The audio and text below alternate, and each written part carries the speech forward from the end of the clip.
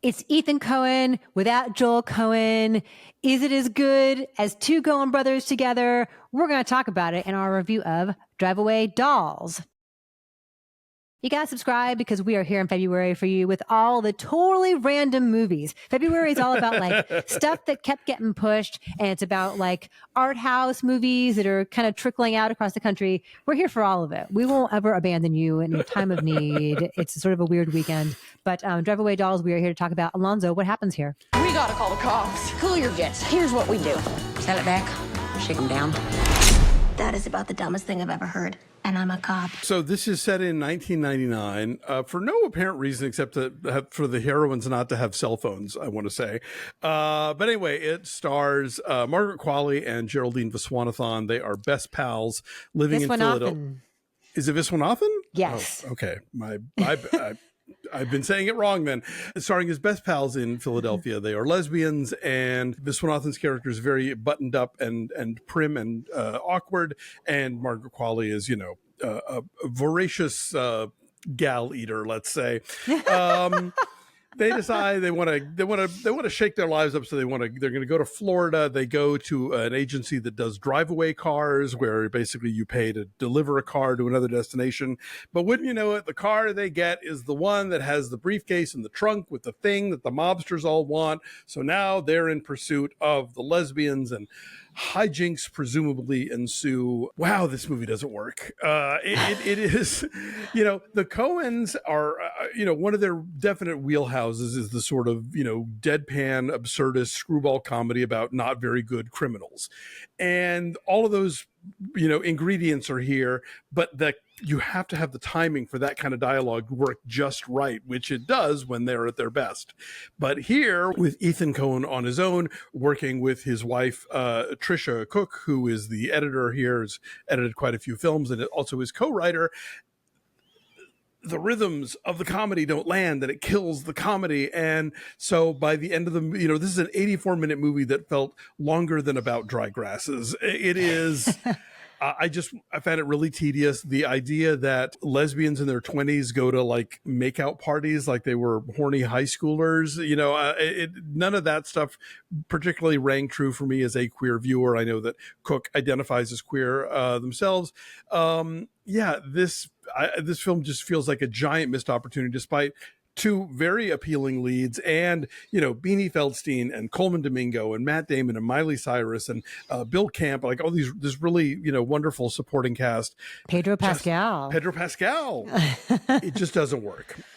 So it worked for me here and there. I laughed here and there, but I agree with you that it does feel way longer than it is, and like that snap and that fizz is really missing. And so much of it is because it's like a watered down greatest hits version of so much of what we love about the Coen brothers. And so you have the bumbling criminals of Fargo, but also, Burn After Reading. I mean, everyone here is essentially like a dumbass character in Burn After Reading who is not nearly as smart as they think they are. You have some psychedelic flights of fancy like you'd see in Lebowski. And then you have just a repetition of language, which is one of their hallmarks. The characters will say the same thing over and over again, or a phrase will appear over and over again in different scenarios. And it's just not as sharp here as it is ordinarily in the best of the Coen brothers' work. And it makes you realize like how much they need each other. Although I thought the tragedy of Macbeth was really good. Joel's movie on his own was really good. Yeah, I was going to say, I Macbeth, I maybe didn't like as much as you did, but I liked it just fine. I don't think that they're incapable of making a film apart, but this one is trying to do what they would normally do together, I feel like, and it's just not landing. I made the joke in my review at the Film Verdict that the most recent season of Fargo feels more like it's a successful manifestation of the Coen aesthetic, and the Coens didn't even make that,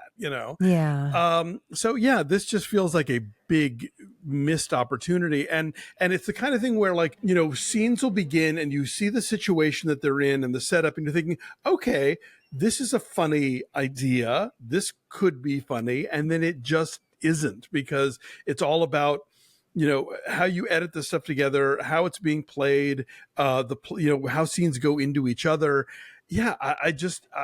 I was increasingly annoyed by this movie, and people wonder why we were relatively kind to Madam Web when so much of the internet hated it. And I'm like, you know, and I said in our review, it didn't bore me and it didn't make me angry. This movie bored me and it made me angry because I could see what it could have been and it just wasn't doing it. I feel like all three of the main female characters here too, I feel like they're in silos. Like they're all in different films from each other. Like Margaret Qualley is doing Austin Butler in Elvis. Right? There's like a big swaggering kind of like buff machismo, like a confidence there. There's like a garbling to her delivery sometimes. Like it's so fast. I think it's too fast for her. And so sometimes it's like it's coming out of her mouth like a big tumble of words that it's almost too fast. Like and yeah, she's doing a Texas accent that she hasn't quite wrestled to the ground. Yeah. And then like I like what Geraldine Viswanathan is doing, and then Beanie Feldstein is just barely in it and is just annoyed the whole time. She gets exactly one note to play, unfortunately. Yeah. Yeah, it's a bummer. I wanted to like it, and you have like this like, tantalizing work from like Bill Camp, Colman Domingo, the trailer Matt Damon. The trailer is so good. Like we've been seeing that trailer for months. I thought, oh, this has real promise. This seems like it could be really funny. And then it was like coming in February, and I was like, oh no, please don't suck, please don't suck. And alas, it sucks. A lot of times, though, they're driving all night on this road trip. You know what would help keep them awake all night is coffee. Coffee from our friends at Coffee Bros. We have a deal with our friends at Coffee Bros, which is take 15% off of your order with our code, which is breakfast15. Our link is down below. We've been drinking the Costa Rica lately. If you are missing the holiday blend, the Costa Rica is a lot like the holiday blend. Very similar kind of warm but sweet, kind of cozy flavors. So I have a link to them down below. Your whole shipping is free with orders of at least $50. That seems pretty doable, I think. All their stuff's pretty great. So go check out our friends at Coffee Bros. Alonzo, what is your number on Drive Away Dolls? I gave this a 2.5. I think it's a real missed opportunity and a big disappointment for me. Yeah.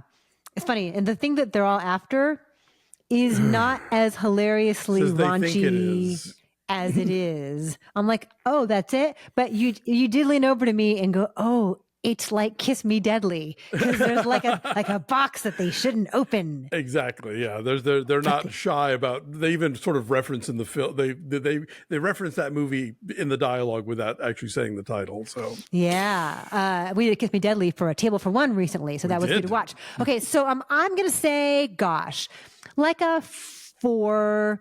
Because I had a better time than you, but the pieces just don't come together. It just feels like a watered down version of films. Like I want to go back and watch other Coen Brothers films now, just to like remind myself of why I love them, because they're like my favorite filmmakers pretty much. And so I was disappointed in this. But Drive Away Dolls, if that even is a real job, is it a real job to go drive cars to places? Maybe. I think. I mean, I've seen it in movies. I think C. Thomas Howell in The Hitcher, I believe, is doing a Drive Away. So I think it's real. I don't know. All right. Well, let us know if it is. Drive Away Dolls is in theaters. If you're curious about it, go check it out.